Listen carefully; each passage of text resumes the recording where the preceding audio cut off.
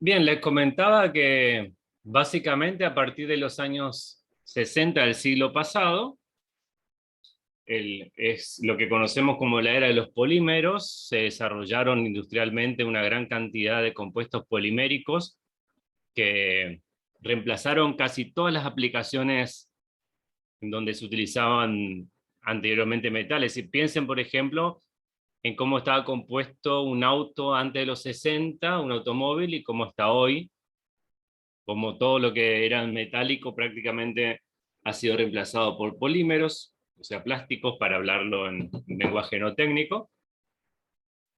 Y también acá, en los 60, empezó también el desarrollo a gran escala de la industria de los semiconductores, que también es muy importante. Imagínense que muchas industrias se vieron paralizadas durante el último año por una cuestión de la escasez de semiconductores, por ejemplo, para la producción de vehículos. Hay una escasez mundial de semiconductores que tiene varias causas, digamos, pero que es preocupante para el desarrollo industrial de muchos países.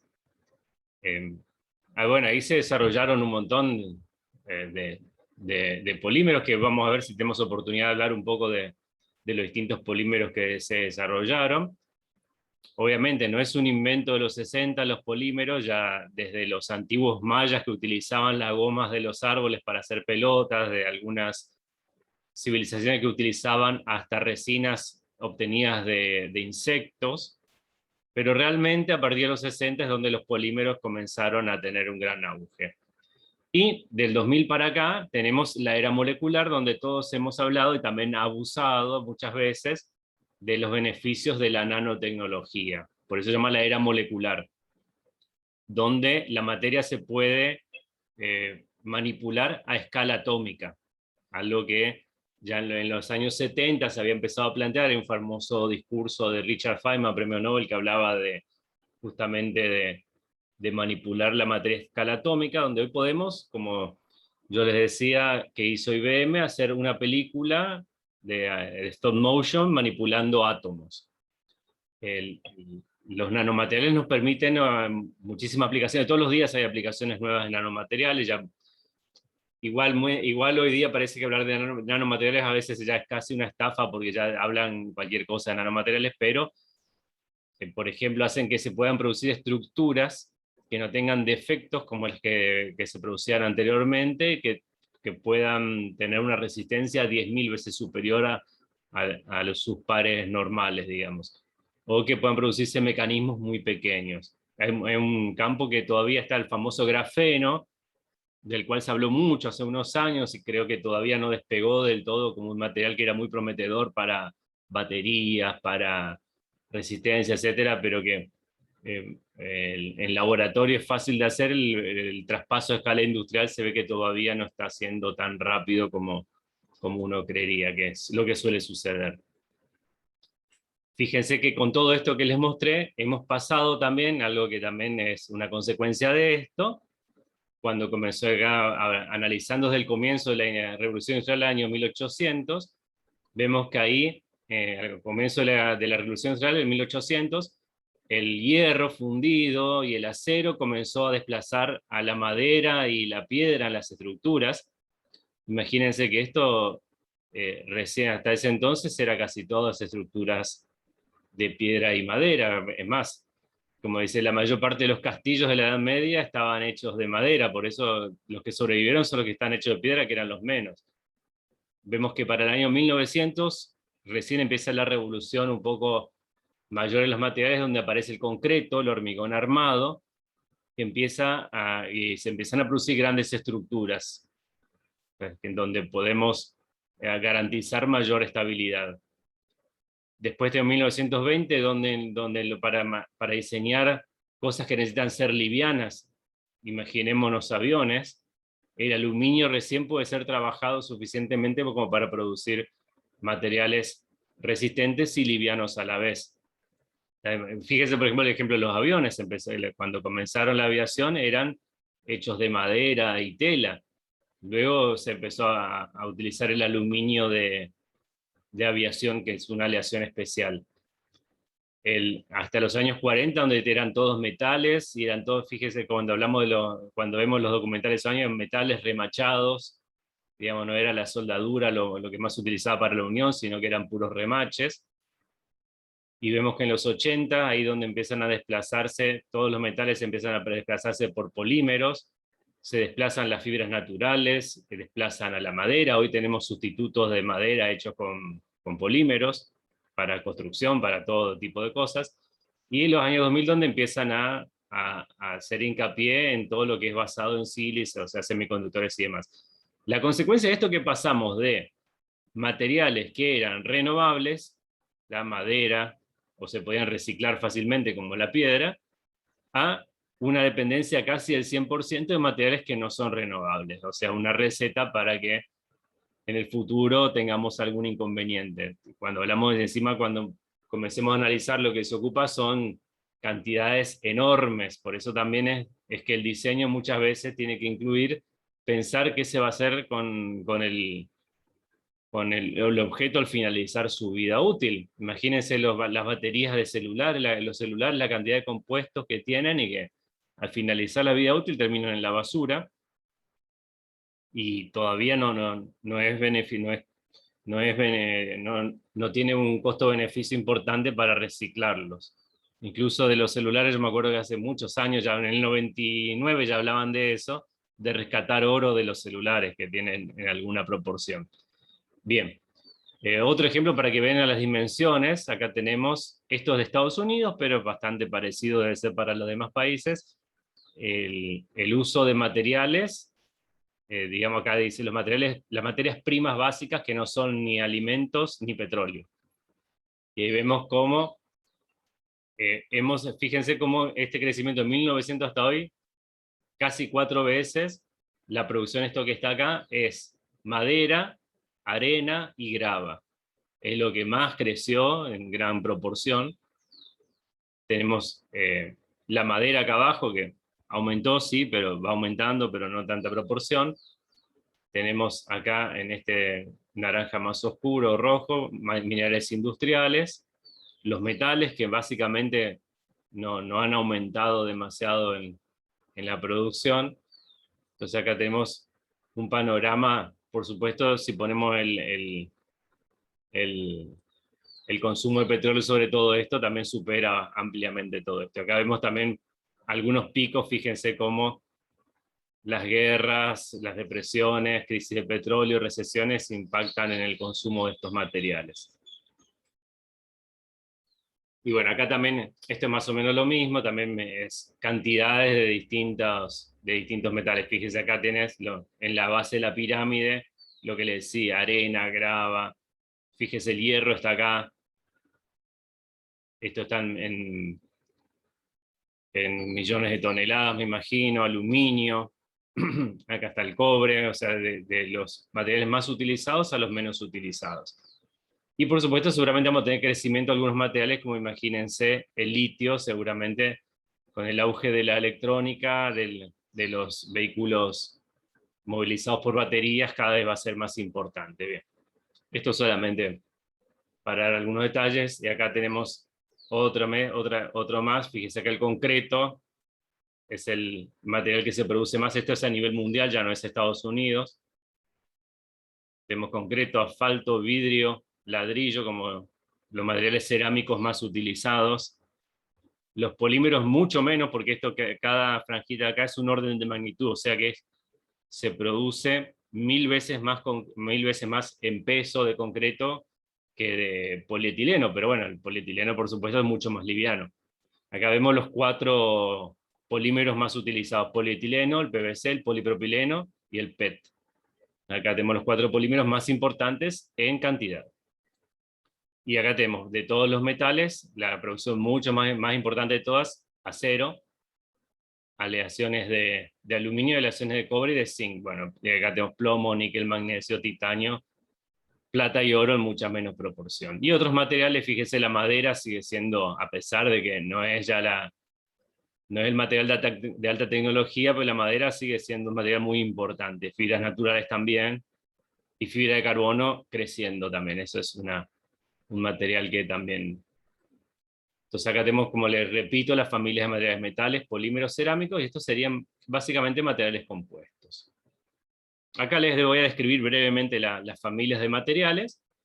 Los materiales metálicos, que pueden ser, están compuestos de uno o más elementos metálicos, y generalmente se dividen, acá está, a ver, bueno, pueden combinarse metales y no metales, por ejemplo acero, y generalmente se dividen, aparte de los materiales metálicos, se dividen en una subfamilia: materiales ferrosos, todo lo que fue el acero y el hierro, y materiales no ferrosos, que son todos los demás. Ya vimos que son en general buenos conductores eléctricos y térmicos, características, y son muy resistentes en general. Tenemos los cerámicos, que tienen la particularidad de que son algunos de los materiales más viejos utilizados por el hombre, pero a la vez también son los materiales de más alta tecnología hoy día, porque tiene una ventaja: el cerámico tiene muy buena resistencia mecánica, muy buena resistencia a la abrasión, muy buena resistencia térmica, tiene muy buenas... el problema general es aislante. El problema general que tienen los cerámicos es que tienen poca resistencia a la compresión, entonces se les combina con otros materiales para que adquieran para que aporten esa resistencia. Pero sí tienen muchísimas propiedades muy interesantes. Por ejemplo, imagínense hoy un automóvil, las partes que desarrollan a alta temperatura necesitan materiales que no se deformen con la temperatura. Por ejemplo, un caso clásico son los frenos hechos de cerámica para alto rendimiento, porque pueden resistir temperaturas muy altas. Y los polímeros, que son los plásticos, moléculas gigantes no cristalinas, que no son generalmente buenos conductores de la electricidad y el calor.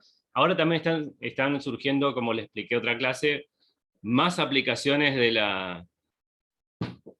los polímeros, que tienen que ver con su utilización en los autos eléctricos. Entonces necesitan polímeros que tengan distintas propiedades a las que se pensaban hasta ahora para los automóviles normales. Entonces hay muchísimos desarrollos ahora, están en auge, es un tema, digamos, candente en los materiales, el uso de estos polímeros.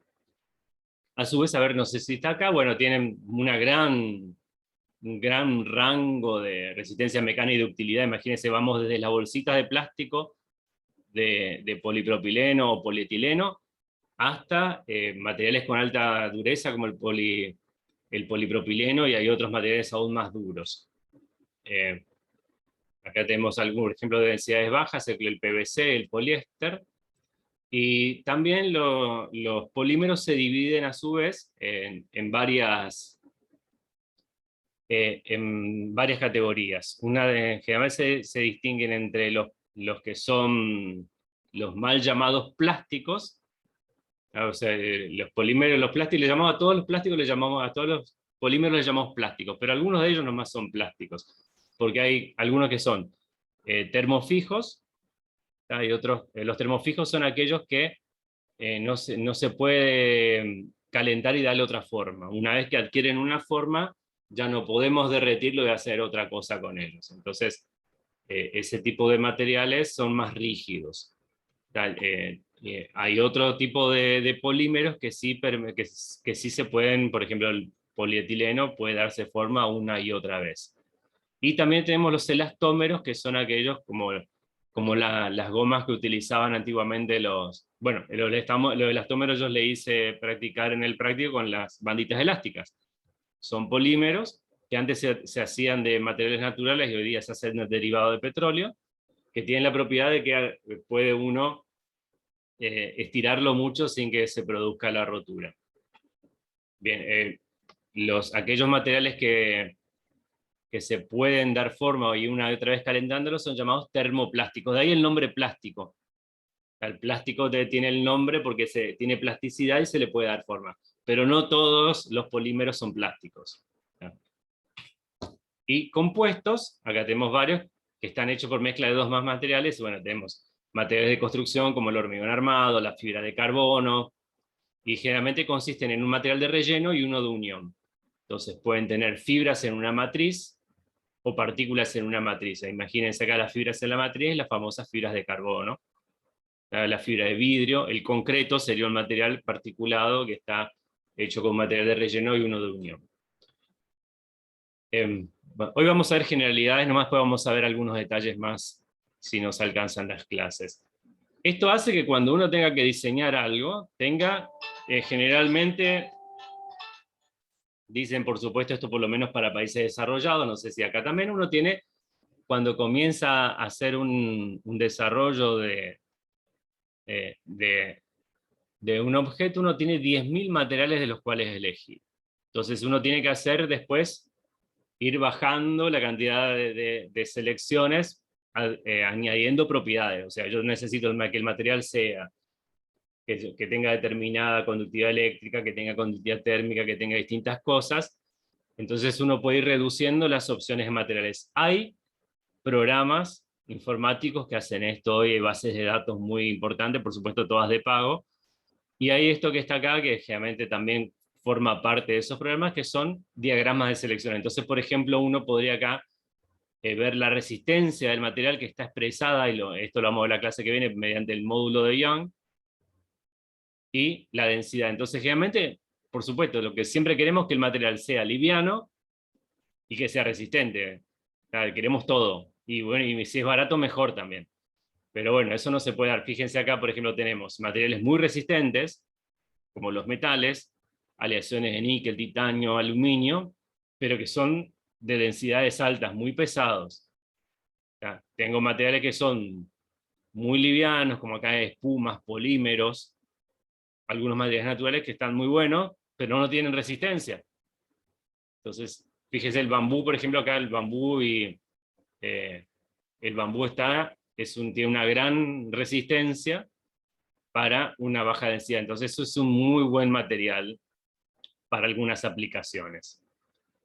Entonces, acá hay que siempre tener un compromiso entre resistencia y densidad. Y acá más o menos es una idea de la familia, ¿no? Acá tenemos los metales, los polímeros, los elastómeros, los compuestos. Acá tenemos cerámicos técnicos que, por ejemplo, tienen mucha más resistencia que los metales y tienen una densidad parecida. Entonces, esta forma parte de la selección de materiales. Bueno, acá tenía algunos materiales modernos, por ejemplo, estos son compuestos que se limpian automáticamente o que tienen colores distintos dependiendo de la refracción de la luz, hecho mediante tecnologías de nanomateriales, materiales que tienen memorias de forma, o sea que uno los puede volver a poner acá y ellos solamente adquieren la forma habitual. Tenemos la utilización de fibra de carbono, y la complicación además que van a tener ustedes como diseño industrial, por ejemplo, si yo que soy ingeniero, bueno, no me voy a dedicar al diseño, soy químico, así que ni siquiera soy civil, me importaría la resistencia del material. Ustedes además deben tener otros factores y otras dimensiones, por ejemplo, la personalidad de la función. Fíjese un ejemplo, esto lo doy al azar, pero esta serie electrodoméstico de los años 80 y 90, el material utilizado les da una dimensión y una unicidad a todo lo que hacían. Entonces, le da un aspecto especial. Entonces, no solamente la función que va a cumplir desde el punto de vista mecánico, sino también lo que puede transmitir un material, que eso quizás es más subjetivo. Es cierto, por ejemplo, los metales tienen una dimensión más fría que los polímeros, y también las tecnologías. Fíjense acá la evolución del secador de pelo. Acá el orden es medio raro, pero este es el secador de pelo antiguo. Fíjense que era un aparato gigante porque necesitaba un ventilador, porque ¿qué pasa? Yo necesito calentar una resistencia para producir aire caliente. Entonces esto, fíjense cómo esto era metálico, tenía un gran ventilador puesto en el eje, era bastante abultado. Después fueron reemplazados por estos metales. Fíjense cómo están todas las ranuras para permitir la salida del aire, para refrescar un poco el motor. Fíjense cómo estos antiguos del hasta el C están remachados todavía. Se utilizaban muchos remaches. Después la aparición de ventiladores más eficientes hizo que todos los ventiladores, que estos secadores de pelo puedan ser más compactos y la aparición de nuevas tecnologías de moldeo, de polímeros, hacen que puedan adquirir formas, hasta que puede ser un secador de pelo con forma de Snoopy o cualquier forma que uno se le ocurra. Entonces, la tecnología, por ejemplo, la aparición de polímeros que puedan moldearse de formas distintas, también ayuda al cambio en el diseño de los objetos. Entonces, acá una idea más o menos, ustedes tendrían que hacer una investigación un poco más exhaustiva, pero para que vean qué es lo que tienen que hacer de acá, vamos a empezar a 2 semanas. La idea es que, voy a dejarlo grabando para el que no está. La idea es que acá a 2 semanas usted haga una pequeña presentación, tiene que hacer una presentación, un PDF para entregar y un PowerPoint para hablar un ratito, no más de 10 minutos cada uno. Ustedes tendrán que buscar objetos de la vida cotidiana o no, pueden ser objetos industriales, y ustedes tienen que ver las partes de las que consta el objeto, o una parte de ello, pueden tomar una parte de un objeto, como vamos a ver ahora, y analizar qué función cumple el material y qué material o materiales se utilizan o podrían utilizarse para hacerlo. Por ejemplo, fíjense, este es muy fácil, el marco y la horquilla de una bicicleta, la podemos hacer con muchos materiales distintos. Entonces, antiguamente se utilizaba el acero, muy lindo, pero pedaleate acá las subidas con una bicicleta de acero. La ventaja es que el costo es mucho más bajo, pero el peso que tiene, ni hablar, y la resistencia a la corrosión hace que estas bicicletas casi ni existan hoy día porque todas ya pasaron a la historia por la facilidad que tiene para corroerse. Fíjense, acá tenemos publicidad del siglo XIX, XX, principio del XX, de acá como un gran argumento de venta que toda la bicicleta está hecha de acero, ¿no? Hasta incluso leía en la historia que hasta el sillín venía hecho de acero. O sea, imagínense, para el ejército lo hacían hasta el sillín de acero para que aguante. Yo podría utilizar madera, porque como si vimos en el gráfico anterior, tiene buena resistencia y es liviano. Lo que sí es difícil de dar forma, o si le quiero dar una forma es muy caro. O sea, existen algunas marcas como esta Renovo que hacen bicicletas de madera más para exposición que para una función buena. También puedo utilizar fibra de carbono, genial, liviano, resistente, no se corroe. ¿Eh? El precio ni hablar. Las bicicletas estas son carísimas. Más común, que tiene prestaciones muy similares y a un costo, una fracción del que sería la fibra de carbono, es el aluminio. Digamos que ahora sí se popularizó, en los últimos años se popularizó mucho el uso de aluminio en bicicletas, no era tan común hasta el año 2000, pero ahora sí es casi que cualquier bicicleta de gama baja ya viene de aluminio. Y podríamos utilizar el magnesio, queremos hacer competencia seria, utilizamos de magnesio, un poquitito mejor que el aluminio, pero muchísimo más caro, entonces no es para cualquiera. Por supuesto, podemos gastar la cantidad de dinero que querramos, o podemos hacer nuestra bambucicleta, como hay muchos de estos en internet que hicieron su bicicleta. El bambú, como vimos por ahí, está bueno, tiene mucha resistencia. No sé cómo quedará esto con el uso, pero la resistencia es espectacular. Entonces ustedes tienen que ver un objeto. La idea es que vayan eligiendo